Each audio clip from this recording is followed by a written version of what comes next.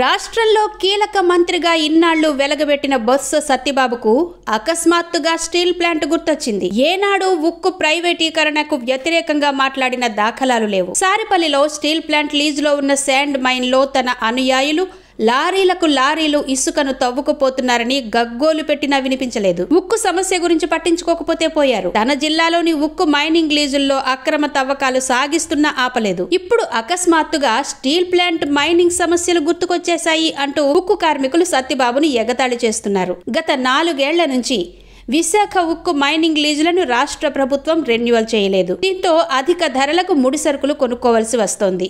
ఇప్పటికే కష్టాల్లో ఉన్న ఉక్కుపై దీనివల్ల పెనుభారం పడింది. ఈ సమస్యపై ప్రభుత్వానికి ఎన్ని విజ్ఞప్తులు చేస్తున్నా పట్టించుకోలేదు. ఇదిగో ఎన్నికలు వచ్చేసాయి కదా. పైగా సత్యబాబు సతీమణి ఝాన్సీ విశాఖ పార్లమెంటుకు పోటీ కూడా చేస్తున్నారాయే.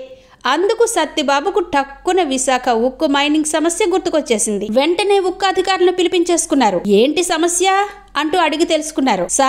సారిపల్లి శాండ్ మైన్ లీజు 2021 వరకు ఉంది. తర్వాత రెన్యువల్ కోసం మైనింగ్ అధికారుల చుట్టూ తిరుగుతున్నా పట్టించుకోవడం లేదు. గర్భా మ్యాంగనీస్ ఓర్ కూడా రెన్యువల్ చేయడం లేదు. రెట్టింపు చెల్లించి బయట నుంచి కొనుక్కోవలసి వస్తోంది.